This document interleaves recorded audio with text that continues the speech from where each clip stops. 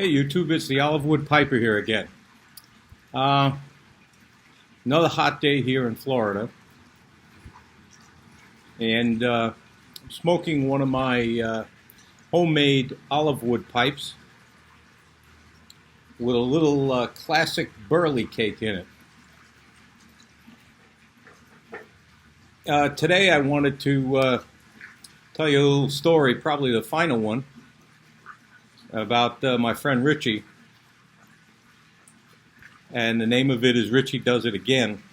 If you recall, the last story that I told was about Richie in the go-kart sustaining injuries to his leg. Well, here's another story about Rich. So when we were kids, we would call each other in the morning to go out to play.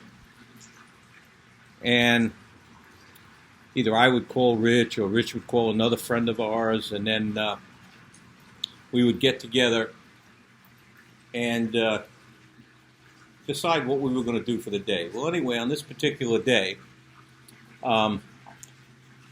Rich and another friend of ours decided they were going to get on this kid's bike, and they were going to bike down to my house to call for me. Well,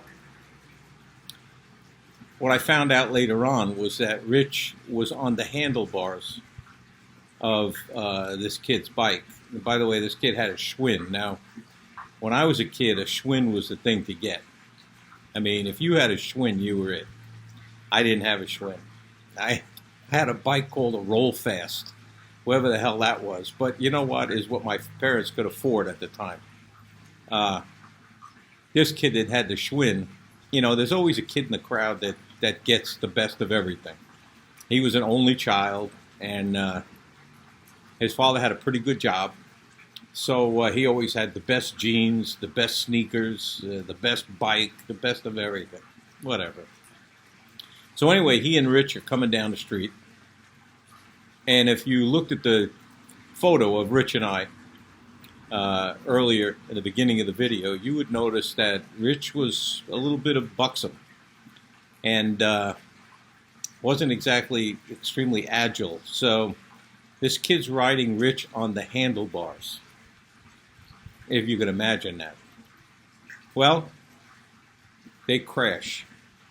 They hit a tree or a pole. I don't know what they did. But in any event, they told me that they crashed. Nobody got hurt. A couple of scrapes. Everything was fine. So that day, we just continued to play the way we normally played. And everybody was fine. Well, the next morning, we go call for Rich. Rich comes out. He's like this. He's walking. He's got a stiff neck. Rich, what's the deal with it? I don't know. I got a stiff neck. You know, maybe I slept wrong, but whatever. So we're out, and Richie's still walking around like this. And we said, Rich, it's probably just a little kink in your neck. Why don't you sit down on the curb, and we'll kind of massage your neck. You know, we'll turn. What medical school did we go to? So here he's sitting on the curb.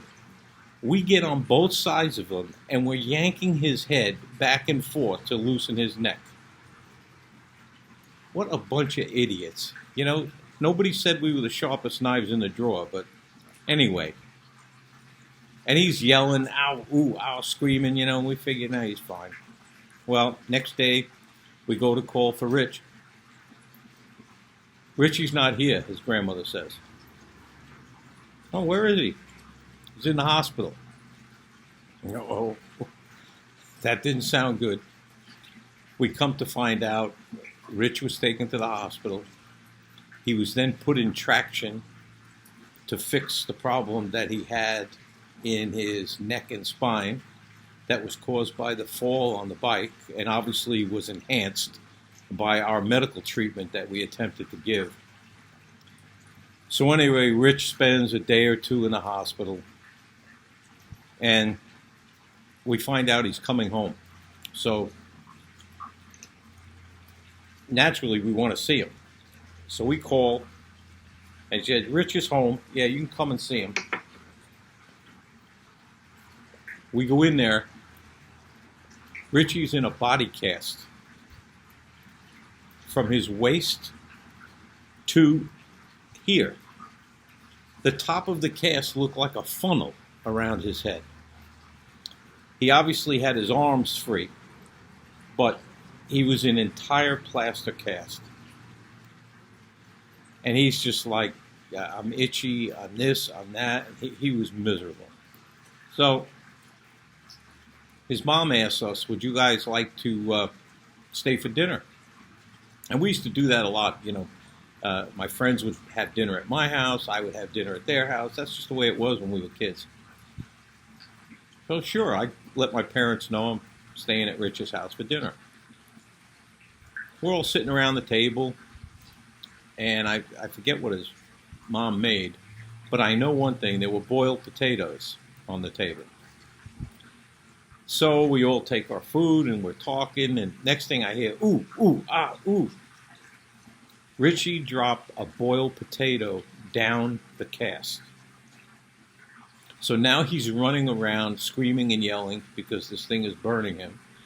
We can't get our hands down there to get this potato out. It was just absolute bedlam. Anyway, so that was that incident.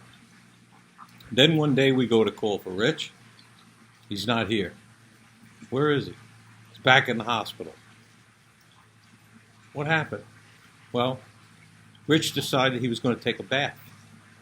So he fills the bathtub up with water and gets in it with the cast. The cast begins to melt off of him. Oh, God. I'll tell you. So he comes back with another cast. The picture in the beginning of the video is Rich and I back in 1967. We were about 17 years old. I had just learned how to drive. And that was my first long-distance drive, was to go see him in Long Island. It was about an hour and a half from Brooklyn. And I was kind of freaking out about it. I was a little concerned about driving all that way, being a new driver and such, but it was fine. No big deal. So I visited him, and then, and frankly, the last time I actually saw Richie was at my 40th birthday surprise party that was given to me. And that was a long time ago. We talk occasionally. He lives in South Carolina these days, and I'm here in Florida. But we do send Christmas cards to each other. We have done that for our entire lives. He's always been a great friend, and I think of him very often. But one last story about Rich. Years ago, we used to go to the local bakery, and you can get a loaf of Italian bread for 25 cents. So his mom gives him 50 cents and sends the both of us to the bakery. Now, you walked in that bakery and you smelled the fresh baked bread. I mean, it was fantastic. So we get these 2 loaves of bread, and we're walking home, and we never walked quickly when we walked. We were about 2 blocks from the bakery. So Rich says, hey, you want a little piece of this bread? Yeah, all right, no problem. Yeah, let's grab it. So he breaks off a piece, gives a piece to me. We ate an entire loaf of bread in 1 block. We got home to his house. His mother was raising hell because he only came home with 1 loaf of bread. But that was the kind of thing it was with Richie. I mean, when we were kids, we did lots of crazy stuff. And unfortunately, that wasn't the last injury that Richie sustained. I mean, since the time of the neck injury, he had broken arms, broken legs. He just had a tough time. But in any event, I just wanted to take the time to tell you my little story. And really, that's about it for now. Still very warm out here, and I don't know if we'll get any rain today. But until the next time I see you, health and happiness to you and yours. And thanks so much for watching. Bye.